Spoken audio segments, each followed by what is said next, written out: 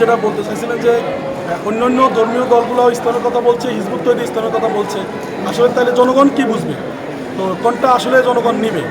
আমাদের কথা হচ্ছে, দেখেন, সর্বপ্রথম কথা হচ্ছে ইসলাম হচ্ছে একটা পূর্ণাঙ্গ জীবন ব্যবস্থা এবং এটাকে বলা হয় কোড অফ লাইফ।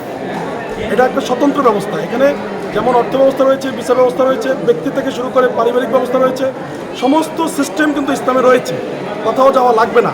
কিন্তু আমরা যারা দেখতেছি বর্তমানে যারা ধর্মীয় রাজনীতি করছেন, তারা কিন্তু জনগণের কাছে ইসলামের এই প্রকৃত ব্যাখ্যাটা, তৌহিদ, যে আল্লাহর হুকুম মানা, এখানে একবারে সভরেন্টি, সার্বভৌমত্ব ক্ষমতার মালিক আল্লাহ হবেন, এই জায়গাটা অন্যান্য দলগুলো তারা জনগণের কাছে পরিষ্কার করছে না।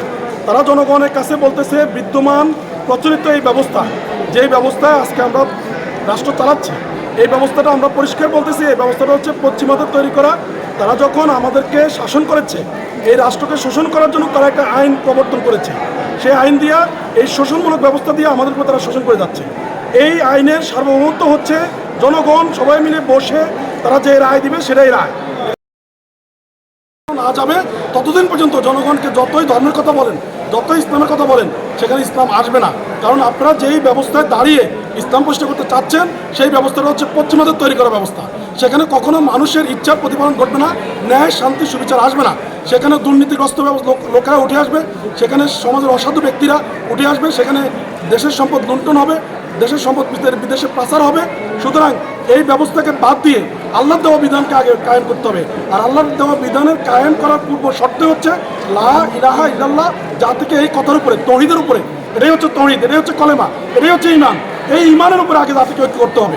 ঐক্যবদ্ধ জাতি তখন আল্লাহর বিধান তাদের সমাজে প্রতিষ্ঠা করতে পারবে, তখন সমাজে ন্যায় ইনসাফ কায়েম হবে। এই সিদ্ধান্ত না নিয়ে অন্য কোনো প্রক্রিয়ায় আপনারা ন্যায় ইনসাফ কায়েম করতে যাবেন, সেখানে ন্যায় ইনসাফ হবে না। আপনারা শুধু একবার না 100 বার চেষ্টা করেন, কখনো সেটা ইসলাম হবে না। ইসলাম প্রতিষ্ঠা করার প্রক্রিয়াটাই হচ্ছে আল্লাহর বিধানের উপরে জনগণকে ঐক্যবদ্ধ করা। ঐক্যবদ্ধ জাতির সম্মিলিত প্রচেষ্টা, এটাকে বলা হয় জিহাদ এবং কেতাল। প্রচেষ্টার ফলে সমাজের ন্যায় শান্তি সুবিচার প্রতিষ্ঠিত হবে। সমাজের জনগণকে অস্পষ্ট রেখে, গোলাসা রেখে, জনগণ জানে না নারী নীতি কী হবে, জনগণ জানে না অর্থনীতি কী হবে, জনগণ জানে না শিক্ষানীতি কী হবে, জনগণ জানে না সামরিক নীতি কী হবে, জনগণ জানে না বিদেশি নীতি কী হবে।